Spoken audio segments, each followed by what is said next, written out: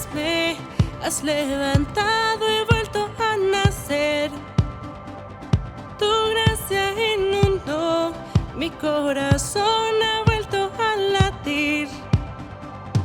Mi llanto en gozo cambiaste, Jesús. Borraste el pasado, hoy vivo en la luz. Danzamos en tu libertad, tu vida corre en mi ser. Cantamos por tu gloria, oh Dios, el gozo de tu salvación. No puedo callar, oh, oh, oh, oh, oh, oh, oh, oh, oh. No puedo callar, oh, oh, oh, oh, oh, oh, oh, oh, oh. Sobre la roca estoy, mis ojos puestos solo en Jesús. Ante la tempestad, mi ancla firme está en ti. Mi llanto en gozo cambiaste, Jesús. Borraste el pasado, hoy vivo en la luz. Pensamos en tu libertad, tu vida corre en mi ser. Cantamos por tu gloria, oh Dios, el gozo de tu salvación. No puedo callar, oh, oh, oh, oh, oh, oh, oh, oh, oh. No puedo callar, oh, oh, oh, oh, oh, oh, oh, oh, oh.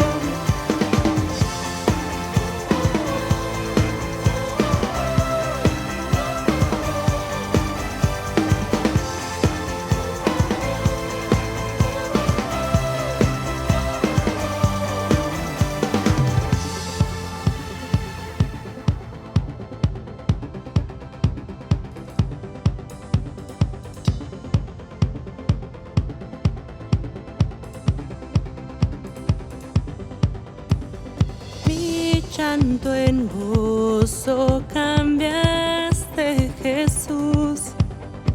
Borraste el pasado, hoy vivo en la luz. Mi llanto en gozo cambiaste, Jesús. Borraste el pasado, hoy vivo en la luz. Mi llanto en gozo cambiaste, Jesús. Borraste el pasado.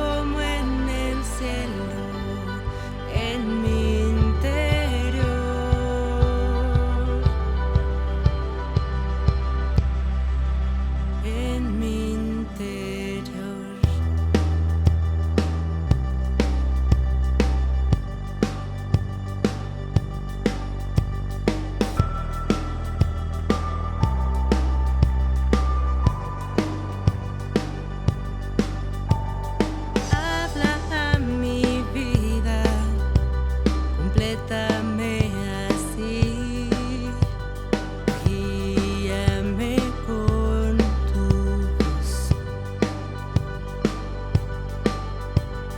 Creo en ti, Jesús, en tu palabra, Dios.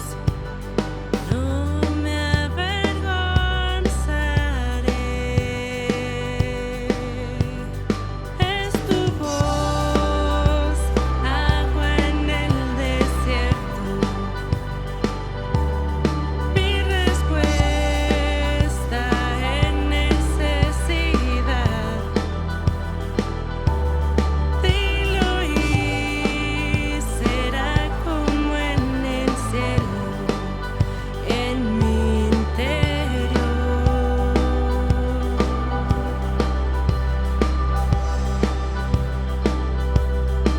Porque tu palabra me consume y tu voz guía mi caminar. Porque tu palabra me consume y tu voz permanecerá. Es tu voz, agua en el desierto. Mi respuesta en necesidad. Dilo y será como en el cielo, en mi interior,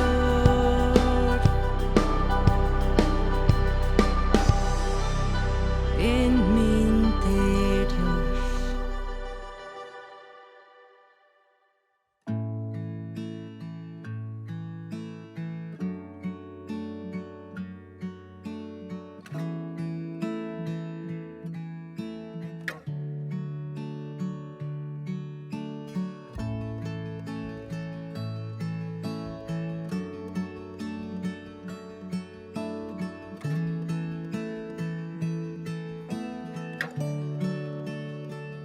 A tus pies arde mi corazón.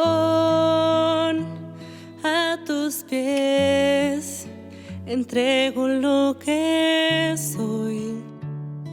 Es el lugar de mi seguridad, donde nadie me puede señalar. Me perdonaste, me acercaste a tu presencia, me levantaste, hoy me postro a adorarte. No hay lugar más alto, más grande que estar a tus pies, que estar a tus pies.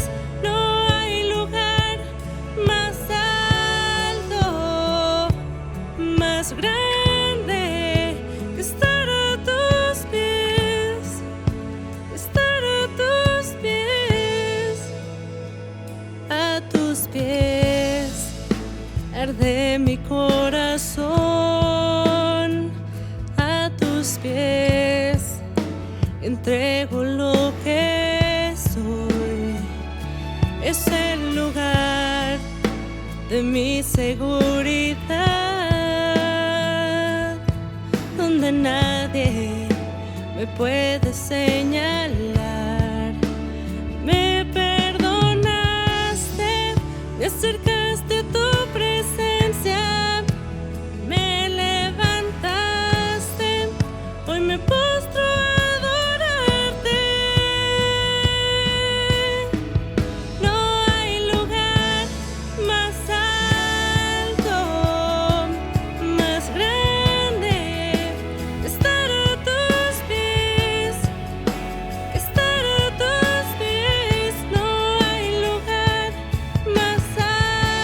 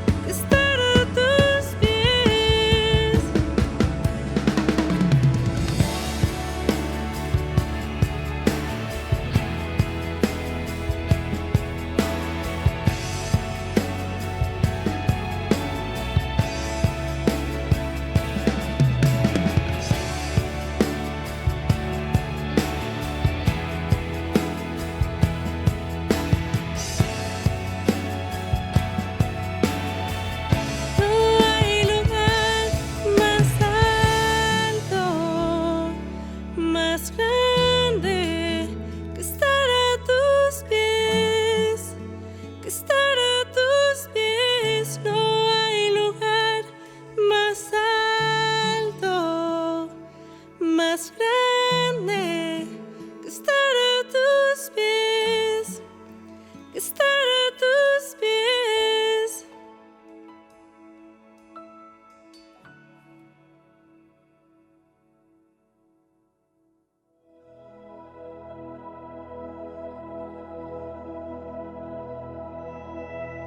No tengo nada para ofrecer, nada que te pueda sorprender, solo un corazón quebrantado una y otra vez.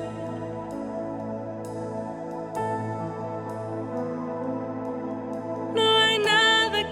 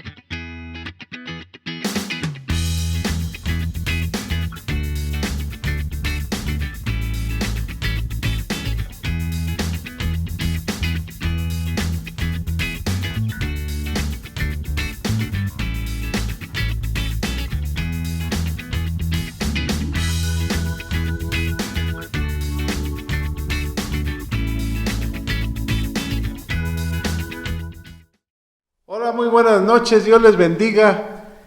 Qué gusto saludarlos en este tiempo que México y el mundo está sufriendo una pandemia, una cuarta ola, pero Dios es bueno y vamos a salir adelante. Primero Dios, porque Dios es grande y grande es su misericordia. Hoy quiero tocar un tema sobre la historia de un hombre que era perseguidor de los creyentes, de los cristianos, de los primeros cristianos. Seguramente tú estás pensando en quién perseguía a los cristianos. Un hombre que fue radical. Sí, el apóstol Pablo, Saulo de Tarso. Pero acompáñenme a hacer una oración, a poner este tiempo en las manos de Dios.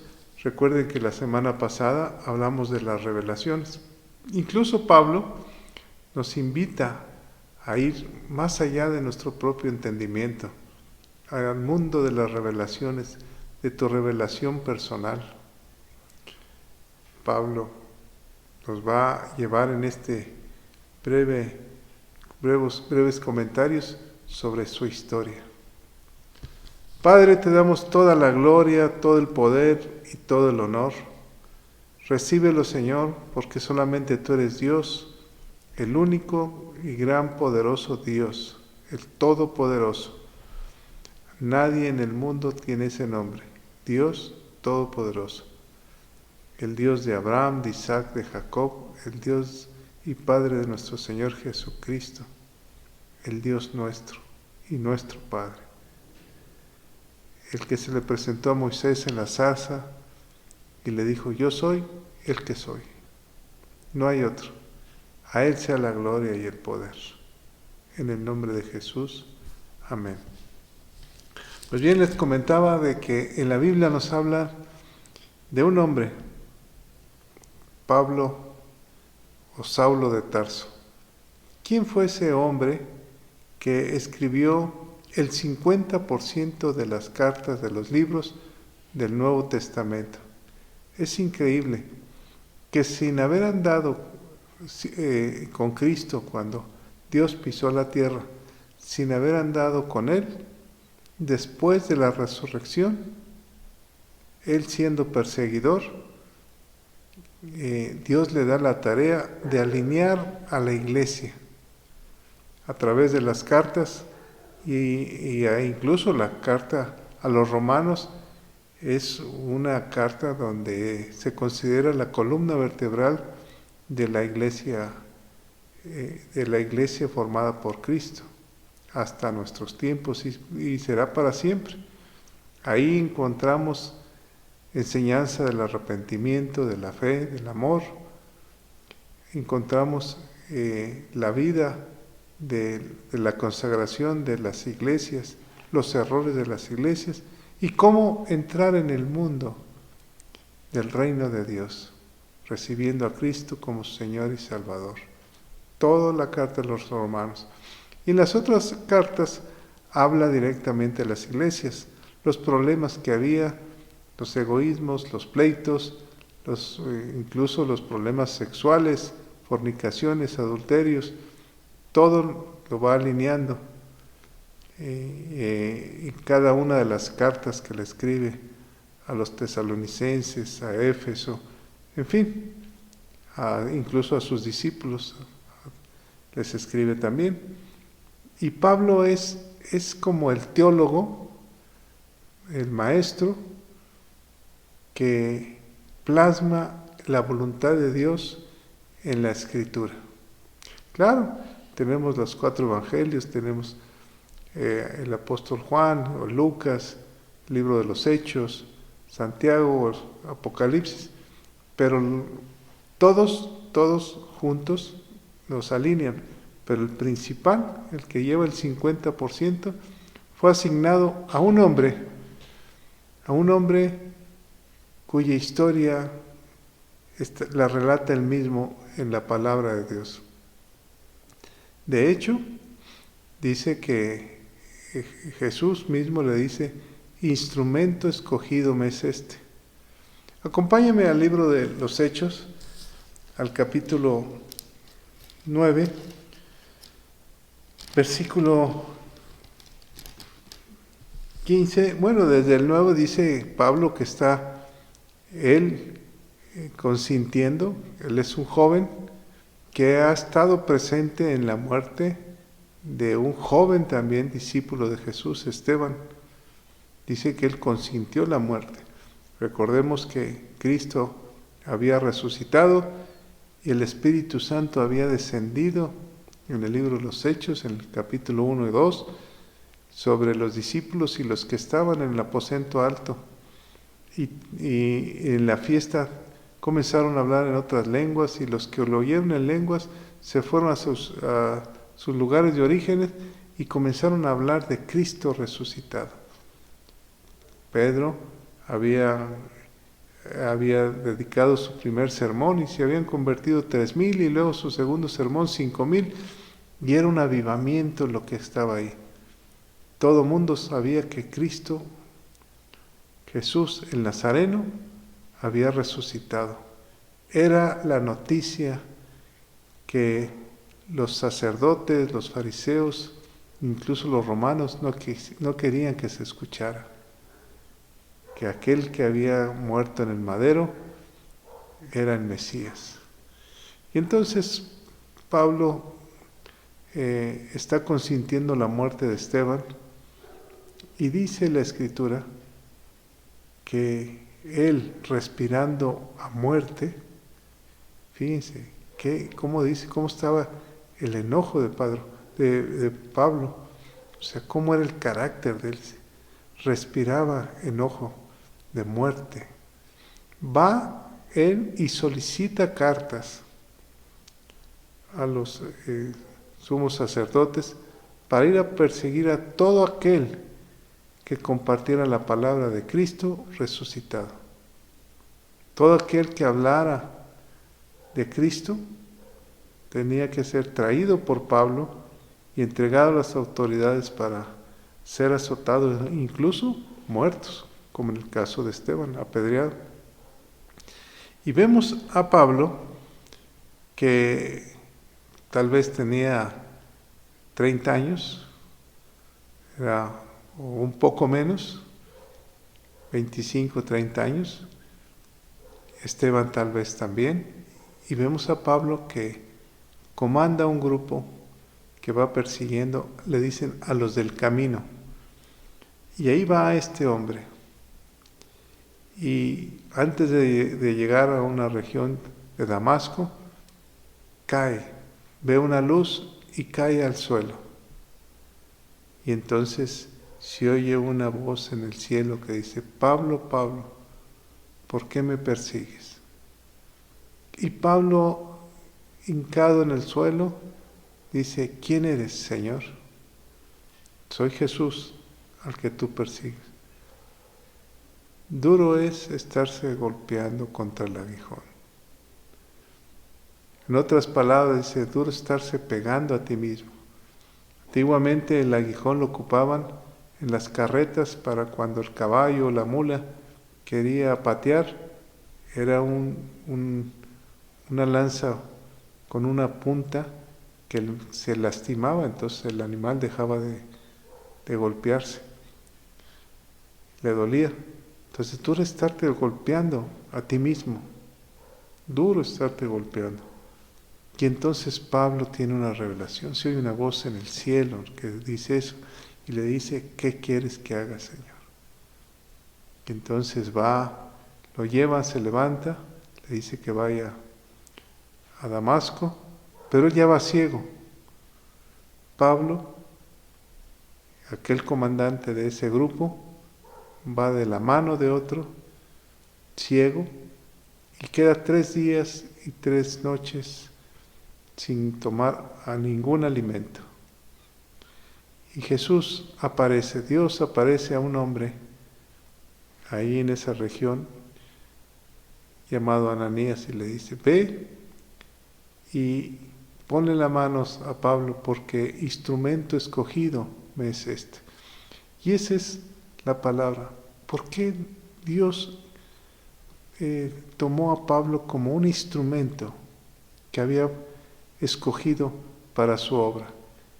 Incluso el profeta le dice, no, Señor, porque Él persigue a los creyentes.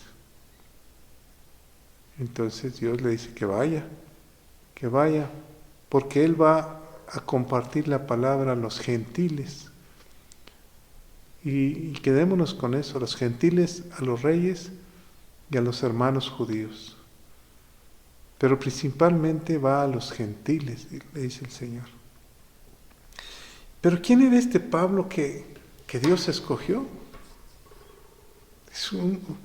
¿Cómo parece que Dios se equivocó al escoger a ese hombre que perseguía a todo creyente, que consentía la muerte? Bueno, la Biblia nos habla un poco de Pablo, de quién era él. Dice en el libro de Filipenses, en el capítulo 3, nos describe Pablo un poco de su carácter, de quién era él. Dice que se llamaba originalmente Saulo de Tarso, la región de Tarso. Pertenecía a un lugar como un gobierno, como un estado de Sicilia, al sur de Turquía.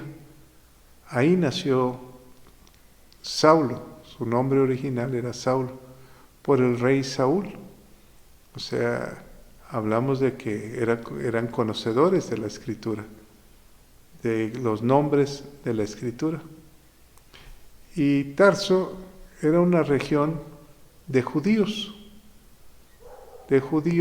que en algún tiempo habían ayudado a un hombre en una lucha para ser emperador. Originalmente eran conquistados por los griegos y luego por los romanos, por eso eran grecorromanos, pero eran judíos de nacimiento. Y al haber ayudado a un hombre, Octavio, para ser emperador, como él quedó agradecido, hizo un edicto de que todo habitante de esa generación de Tarso se le nombrara ciudadano romano.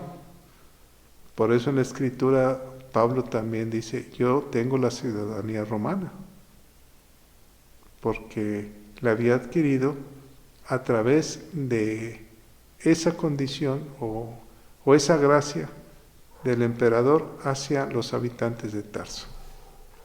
Ahí nació Tarso.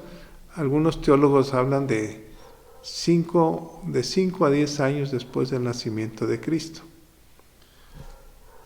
Y dice la Escritura en Filipenses capítulo 3, versículo 4 y 5, en el 5 nos dice, circuncidado al 8º día. O sea, está hablando de él. ¿Quién era Saulo? La ley decía, la ley de Moisés, que en el libro de Levíticos, que los niños deberían ser presentados en el templo ante Dios y ahí eran circuncidados. De hecho, Jesús, recordemos que también cumplió esa ley. Sus padres, José y María, lo llevaron al templo y ahí estaba Ana, la profetisa, y Simón, aquel hombre justo y piadoso. Y cuando ven a Jesús, entonces profetizan sobre la vida de Jesús. Y aquí Saulo también es circuncidado. Quiere decir que los padres cumplían la ley de Moisés. Eran hombres que sabían correctamente cómo educar a su hijo.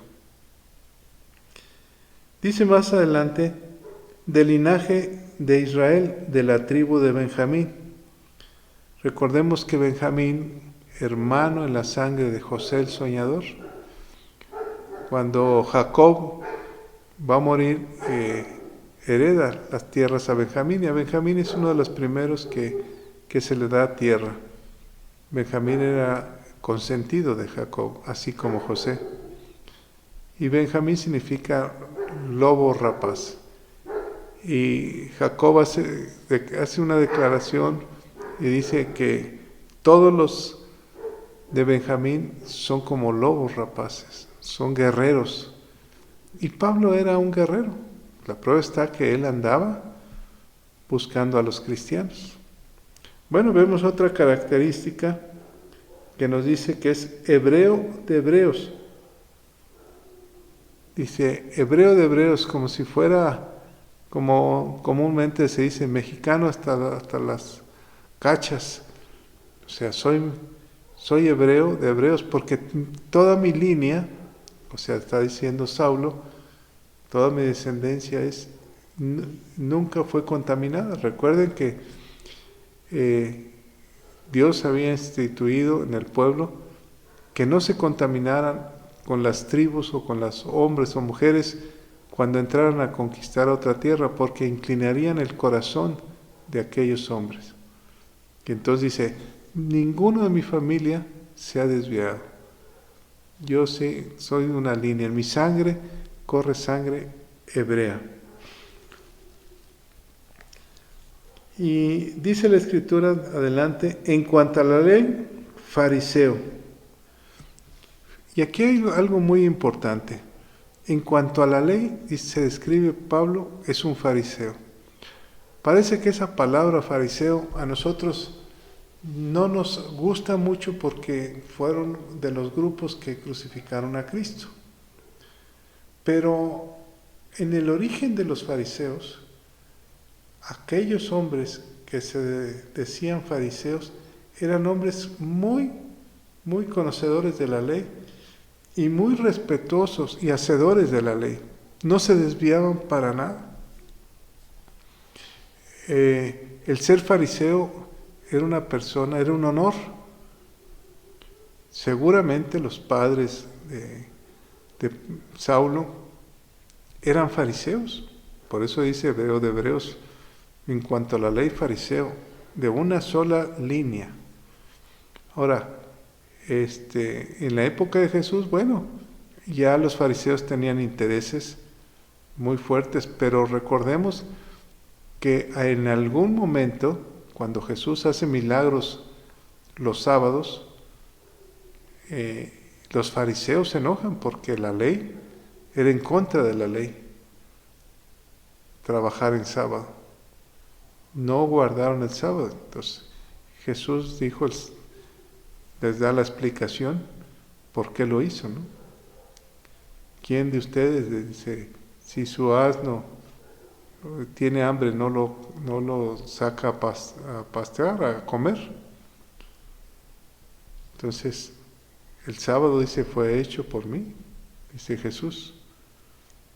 Y entonces, pero en la línea de Saulo está diciendo, yo vengo de esa línea, soy fariseo.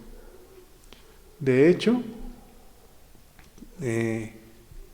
dice la Escritura que él fue educado bajo la tutoría del rabino Gamaliel. El rabino Gamaliel era un personaje muy sabio y muy respetado en la comunidad judía. Era un maestro de la palabra. Los padres educaban a los hijos hasta cierto punto en la enseñanza de la Torá, o sea, de la palabra de Dios.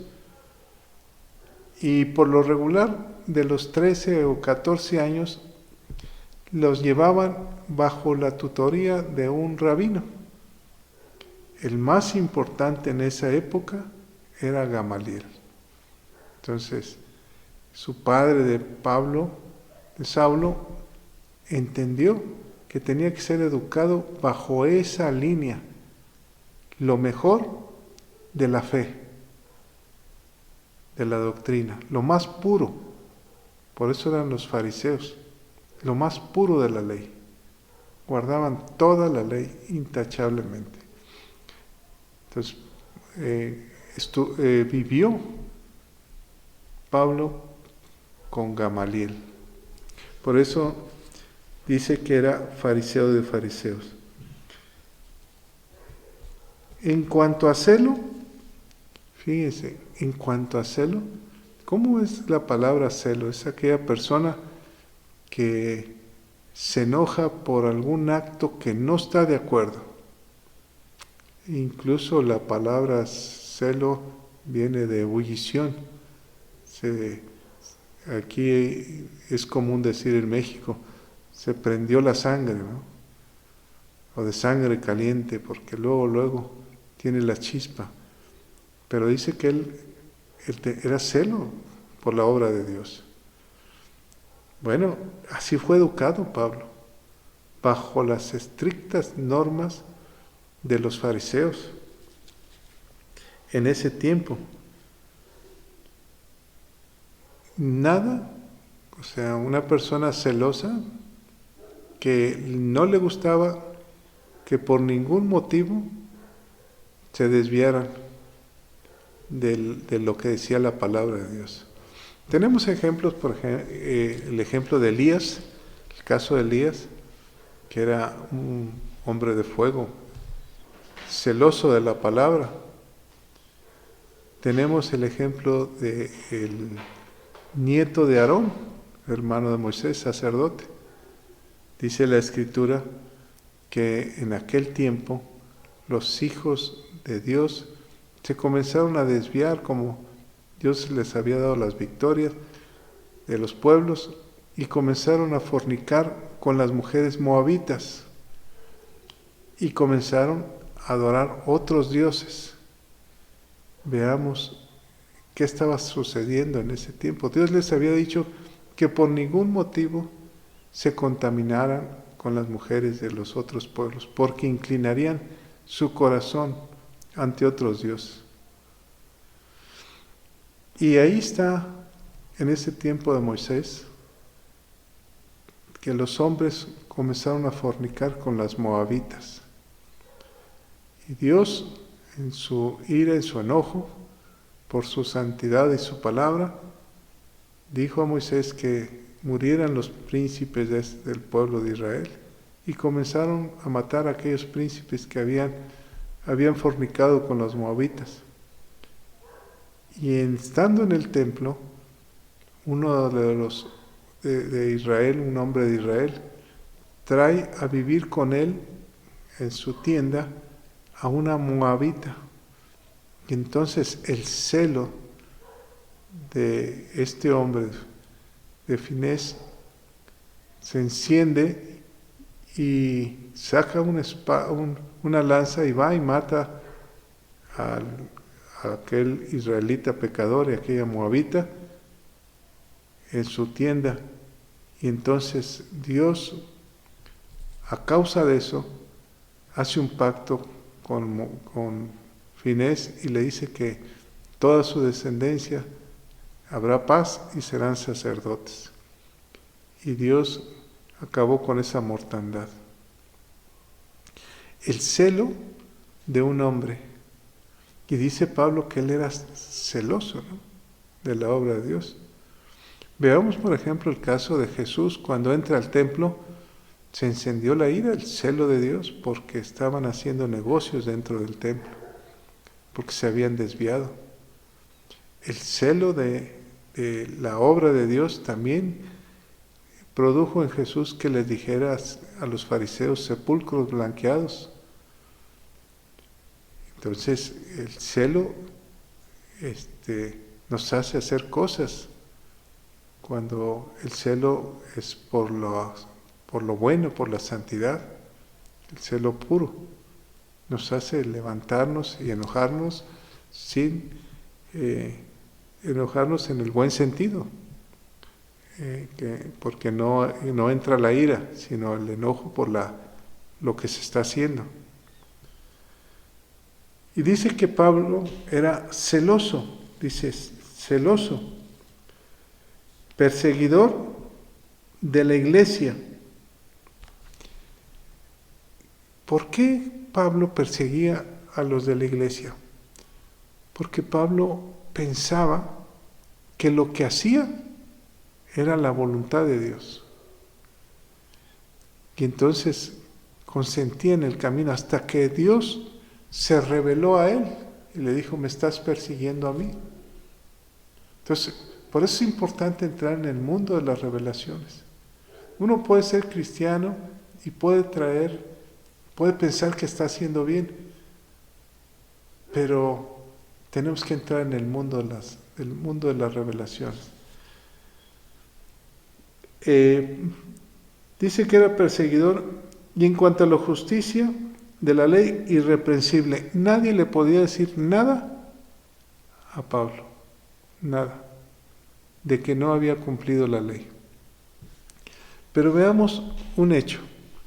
Si Pablo había sido educado bajo la autoridad del sabio Gamaliel, ¿por qué Pablo no escuchó a Gamaliel cuando en una ocasión el Sanedrín habían detenido a Pedro y a Juan y los habían encarcelado y un ángel los había sacado?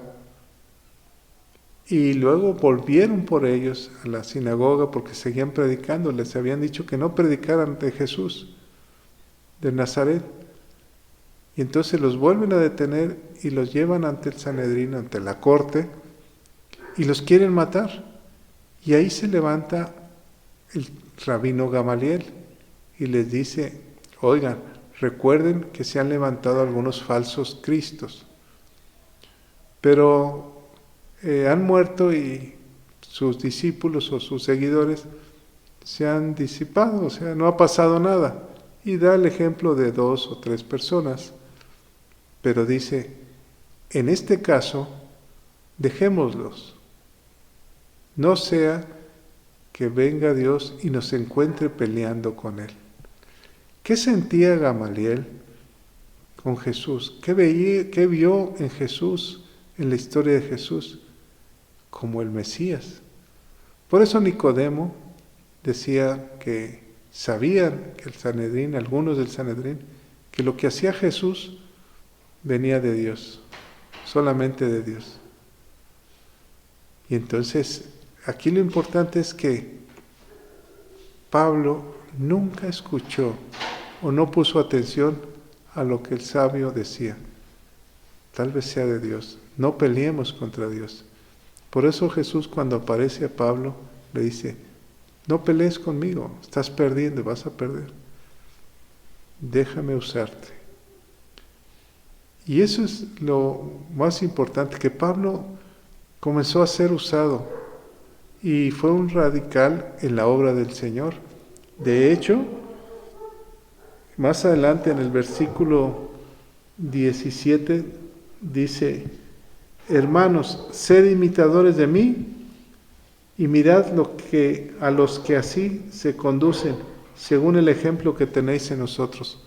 En otra de las cartas dice, hermanos, sed imitadores de mí como yo soy de Cristo. Veamos cómo cambia este hombre, su carácter, su forma de ser, y dice, sean imitadores de mí como yo de Cristo. ¿Acaso tú podrías decir eso? Imíteme a mí, porque yo imito a Cristo. Pablo, después de su conversión, fue llevado al tercer cielo.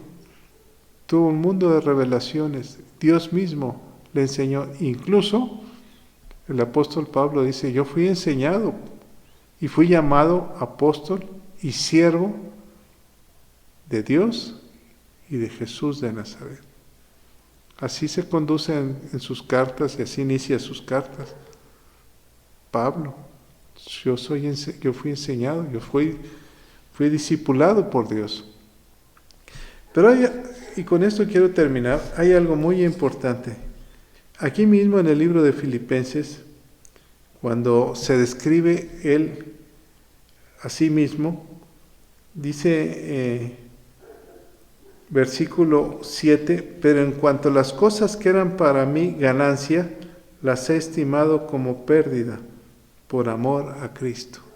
Todo lo que aprendí a los pies de Gamaliel, todo lo que me enseñaron mis padres, todo lo que he hecho, lo tengo como pérdida por amor a Cristo.